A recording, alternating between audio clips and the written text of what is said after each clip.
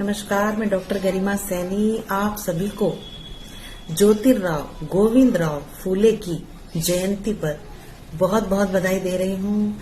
देखिए, यूं तो इनके बारे में जितना कहा जाए उतना कम होगा, क्योंकि इतिहास गवाह है कि इन्होंने इतने अच्छे अच्छे कार्य हमारे इस समाज के लिए किए हैं।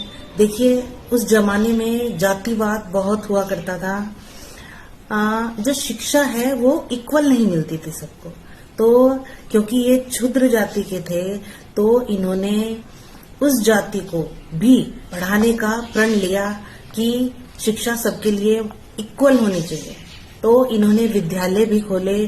छूत अछूत की जो एक कहते हैं ना कि ये वाली कास्ट है तो यहाँ हाथ नहीं लगाना, यहाँ हाथ नहीं लगाया, इस तरह की जो दिक्कतें पुराने जमाने में थी उसके लिए भी इन्होंने बहुत काम किया। कुएं खुदवाए।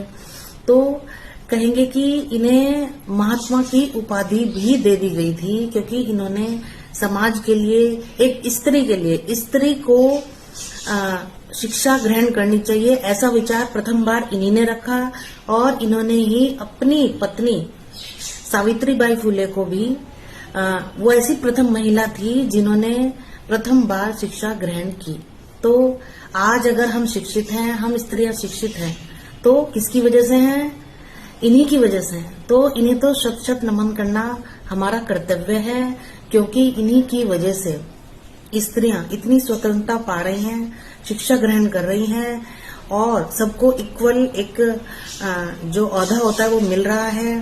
तो इन्होंने विद्यालय भी खोला जिसमें इन्हें महात्मा की उपाधि भी दी गई। तो इन्होंने कहा, अगर आप मुझे महात्मा की उपाधि दे देंगे तो मेरा तो कार्य, मेरा जो संघर्ष है वो तो यहीं पूर्ण विराम लगा देगा, तो मुझे महात्मा की उपाधि नहीं चाहिए।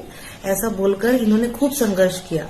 अपनी पत्नी के साथ मिलकर स्त्रियों की स्वतंत्रता पर, उनके शिक्षा पर कंप्लीट ध्यान दिया गया।